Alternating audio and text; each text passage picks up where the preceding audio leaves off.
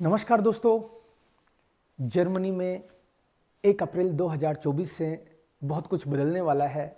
वहाँ का नया जो कानून बना है वो लागू होने वाला है। जर्मनी चूँकि आर्थिक महाशक्ति है, यूरोप का लीडर है, एक तरीके से अर्थव्यवस्था के मामले में 4th नंबर पे है, 4th biggest economy of the world. तो जब यहाँ पे कानून बदल रहा है उसका व्यापक असर होने वाला है, न केवल जर्मनी की राजनीति पे बल्कि पूरे यूरोप की राजनीति पे, और उससे हमारे जीवन में क्या फ़र्क पड़ने वाला है ये भी बहुत इंटरेस्टिंग है। जर्मनी और दूसरे भी जो टॉप इनकम वाले कंट्रीज़ हैं, मतलब जहाँ की अर्थव्यवस्था बहुत स्ट्रॉन्ग है या विश्व भर के लोग जहाँ जाना चाहते हैं, ऐसे देशों में जर्मनी भी है। लेकिन अभी तक एक चीज़ जो बीच में रोड़ा बनी हुई थी वो ये थी कि जर्मनी में सिटीजनशिप नहीं मिल रही थी लोगों को। बहुत लेंदी प्रोसेस था, मतलब 8 साल लगाने पड़ते थे तब जाके आप एलिजिबल थे उस चीज़ के लिए। जर्मनी को देर आए दुरुस्त आए, खैर ये बात समझ में आ गई कि अगर इस तरह से वो अड़े रहे तो बहुत कुछ हाथ से फिसल जाएगा। इसलिए उन्होंने आखिरकार ये कानून पास किया है। इस कानून के तहत अब आप 8 की बजाय केवल 5 साल में वहाँ के नागरिक बन सकते हो, और कुछ केसेस में 3 साल में भी आप नागरिक बन सकते हो। इसके बारे में डिटेल से बात करते हैं। लेकिन इससे भी और जो इंटरेस्टिंग बात है, जो कि एक्चुअली ख़ासतौर पे इंडियंस को थोड़ा प्रभावित ज़्यादा करने वाली है, वो है डुअल सिटीजनशिप, दोहरी नागरिकता। अभी तक काफ़ी देशों में ऑलरेडी है दोहरी नागरिकता, लेकिन जर्मनी नहीं देता था। और जो दोहरी नागरिकता नहीं देता था उसका बड़ा इम्प्लीकेशन, बड़ा प्रभाव ये पड़ रहा था कि करीब 15 मिलियन लोग जर्मनी में ऐसे रह रहे हैं अभी भी, राइट। वो प्रोसेस में अब आ जाएंगे, नागरिक बनने की प्रोसेस में। 15 मिलियन लोग, मतलब 1.5 करोड़ लोग ऐसे थे जो जर्मनी में रह रहे थे लेकिन उनके पास जर्मन पासपोर्ट नहीं था। और 5 मिलियन लोग तो ऐसे थे जो दशकों से रह रहे हैं वहां पे। अब आप सोचो, 1.5 करोड़ लोगों को अगर मान लो पासपोर्ट मिलता है अब इस नए कानून के तहत, तो वहाँ का आप इसको डेमोग्राफी चेंज बोलो, पॉलिटिकल इम्प्लीकेशंस बोलो, ये बुरी तरीके से वहाँ की राजनीति को प्रभावित करने ही वाला है। और यंग लोगों को इसमें अवसर दिखने वाला है, राइट। जो लोग केवल जर्मनी इसलिए नहीं जा रहे थे कि भविष्य थोड़ा उनको क्लियर नहीं लगता था कि वहाँ पे मान लो कितने दिन हम रहेंगे, उसके बाद में भी पता नहीं क्या। तो वैसे तो हालांकि जर्मनी अट्रैक्टिव रहा है। जर्मनी के कानून जो हैं वो ऑलरेडी एक रोल मॉडल कंट्री की तरह, उस तरह के कानून हैं वहाँ पे। लोगों को बहुत सुविधाएं हैं और सारी चीज़ें हैं, सेफ कंट्री है, बहुत अच्छी इनकम होती है आपकी। और ख़ास तौर पे इंडियंस तो टॉप अर्नर्स हैं जर्मनी में। इंडियंस की एवरेज इनकम वहाँ पे निकाली जाए तो वो जर्मन से भी ज़्यादा है, वर्ल्ड में सबसे ही ज़्यादा है, राइट। जर्मनी में जो इंडियंस रह रहे हैं वो सबसे ज़्यादा कमाई करते हैं। खैर अमेरिका में भी ऐसा ही है, वो तो अपन को पता है। लेकिन अब जो ये जो नया कानून बन रहा है उसके तहत आप अगर मान लो जर्मनी में एक लॉन्ग स्टे करते हो, मतलब 5 साल तक, आप सीधा आप समझें तो 5 साल तक आप अगर जर्मनी में हो, लीगल तरीके से हो, तो आप वहाँ की सिटीजनशिप के लिए अप्लाई कर सकते हो। ऑफ कोर्स उसमें कुछ बातें हैं जो जर्मन्स को पसंद नहीं है। अगर मान लो आपका क्रिमिनल रिकॉर्ड रहा है, राइट, आप झूठ बोलते हैं या फिर आप इंफॉर्मेशन छुपाते हैं, राइट, इस तरह की चीज़ों को वो बर्दाश्त नहीं करते। तो और भी कुछ चीज़ें हो सकती हैं जो बहुत नेगेटिव साइड अगर उनको पाई गई तो इसमें रोड़ा आएगा। अदरवाइज आप 5 साल तक वहाँ पे हो बाकायदा, यहाँ तक कि आप स्टूडेंट के तौर पे भी गए हो और उसके बाद में आप नौकरी में आ गए और वहाँ आप टैक्स पेयर हो, तो जो भी बंदा 5 साल से जर्मनी में रहेगा नेचुरली वो नागरिक बनने की प्रक्रिया में आ जाएगा। उसमें अब ये लीगल जो फॉर्मेलिटीज़ थी वो चीज़ अब लोगों को कॉन्फिडेंस दे रही हैं।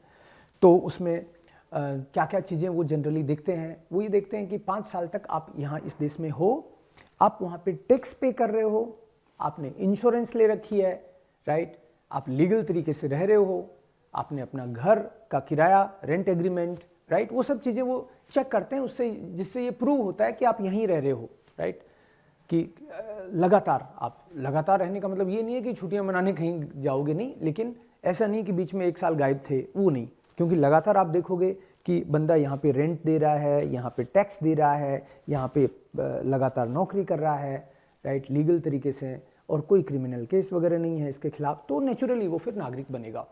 तो ये जो 1.5 करोड़ लोगों पे इसका प्रभाव पड़ेगा सीधा सीधा, जो अभी रह रहे हैं और जो आने वाली जो नई बाहर से जो इंटरनेशनल स्टूडेंट्स आते हैं या काम करने के लिए जो आ रहे हैं।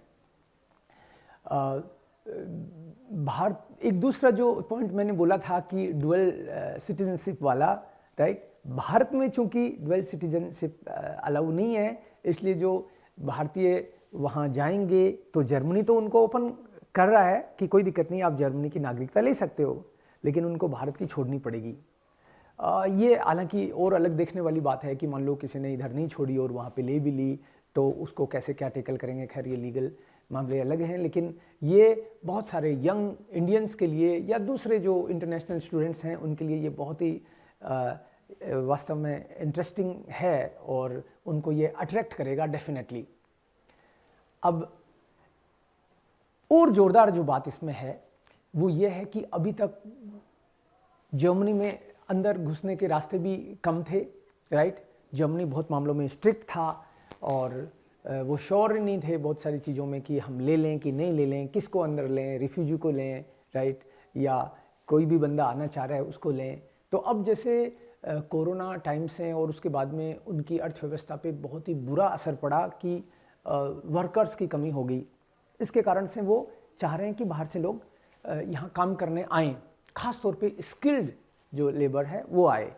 तो इंडिया में स्किल्ड लोगों की कमी नहीं है, तो एक के बाद एक अब बहुत सारे लोगों की नज़र इस नए कानून के कारण और भी पड़ गई है। तो मुझे लगता है कि अगले 2 साल में, 5 साल में बहुत सारे इंडियंस और दूसरे लोग जर्मनी में जाने वाले हैं, और प्रोफेशनल डिग्री अगर उनके पास है और जर्मन लैंग्वेज उनके पास है तो उनको कोई दिक्कत नहीं आने वाली। जैसे मैंने 5 साल का बताया, ऐसे ही 3 साल में भी आपको वहाँ की सिटीजनशिप मिल सकती है।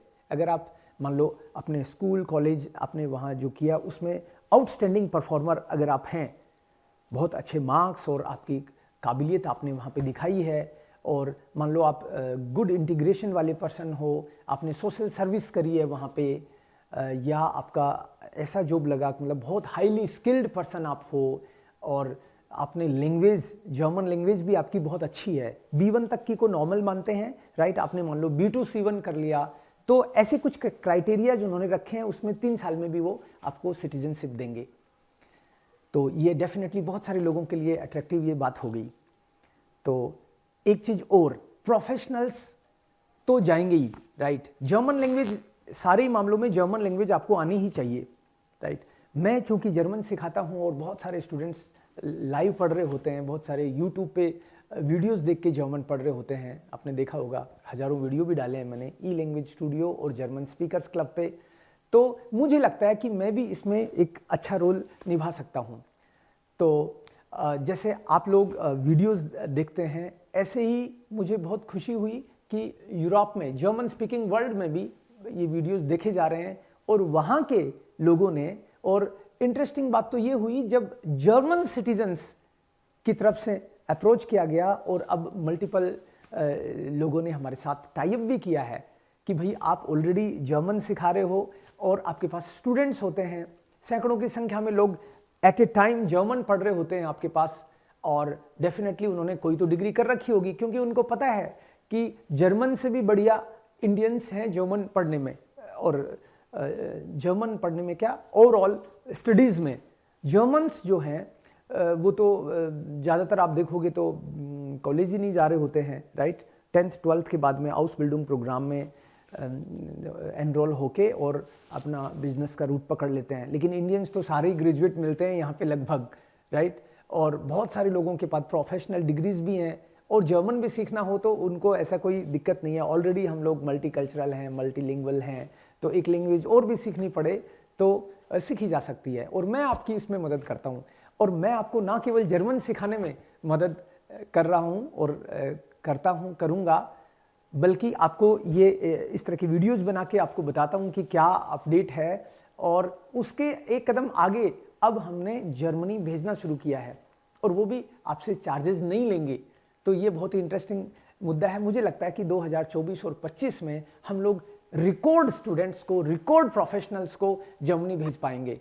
तो दोस्तों, अगर आपने मान लो कि जर्मनी जाने का सोचा है, जर्मनी के अलावा ऑस्ट्रिया वगैरह दूसरे देशों में भी हम लोग भेज रहे हैं, तो आपने अगर मान लो मन बना लिया है कि मेरे को यूरोप में सेटल होना है, तो ये आपके लिए राइट टाइम है। आप 2024 में ही जर्मनी जा सकते हो। जर्मन हम पढ़ाएंगे आपको, और जो भेजने का जो प्रोसेस है उसको फ्री ऑफ कॉस्ट हम लोग करेंगे, आपसे कुछ चार्जेस नहीं लेंगे। और ये एक्चुअली जो पैसे वाले लोग हैं उनको तो हायर स्टडीज़ के लिए भी कोई प्रॉब्लम नहीं है, वो तो बिजनेस भी कहीं जाके कर सकते हैं। लेकिन जो मिडिल और लोअर मिडिल क्लास के लोग हैं, राइट, ऐसे लोगों की अगर मैं मदद कर पाता हूं तो मैं खुद ब्लेस्ड फील करूंगा, मुझे खुशी होगी।